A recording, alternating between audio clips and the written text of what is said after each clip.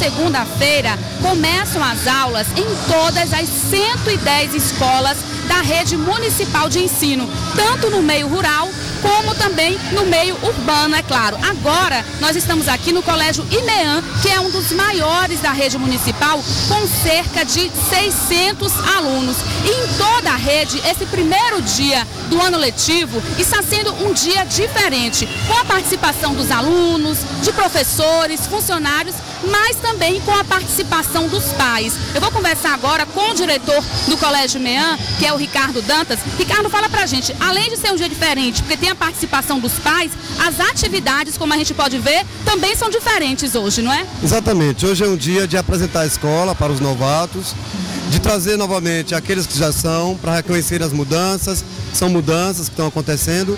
E hoje é um dia bastante lúdico, né? Com dança, com a participação dos pais em falas, explanação da proposta da escola, do Colégio IMEAN, para o ano 2013, até os 4 anos, com fé em Deus. E a gente está nessa expectativa aqui de fazer uma escola diferente, uma escola humana, viva, participativa, e a presença da família é essencial. Sem a família não tem como a escola acontecer. Tá bom, obrigada então, Ricardo. Eu vou conversar agora com a dona Luzinete, ela é mãe de uma aluna aqui do colégio, veio participar desse primeiro dia de aula hoje. O que a senhora achou? Eu achei muito importante sobre a disciplina que o pastor, o diretor falou, na disciplina, a educação, a entrada de celular, sabe, assim, a disciplina muito bom. Eu gostei muito da educação física, muito importante para os nossos filhos. Então foi bom porque a senhora ouviu todas as explicações do diretor, está sabendo de tudo então agora. Eu ouvi toda a explicação, gostei. Muito importante para os nossos filhos aqui, que seja assim, abençoado, entendeu? Que tenha assim, uma boa disciplina para eles aqui dentro, vai ser muito satisfeito para nós como mãe.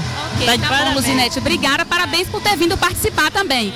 Agora eu vou conversar com a filha de Luzinete, que é a Luciana, essa pequena aqui. E aí, o que achou desse primeiro dia de aula hoje? Eu gostei muito da educação, de tudo, das danças, tudo. E achou legal sua mãe vir hoje aqui também? Gostei. Tá bom, Luciana, obrigada, viu? Bom ano pra você. Obrigada. É isso aí, o primeiro dia de aula na rede municipal de ensino, com imagens de Larry Brandão, Auriana Bacelar, para o Alerta Total.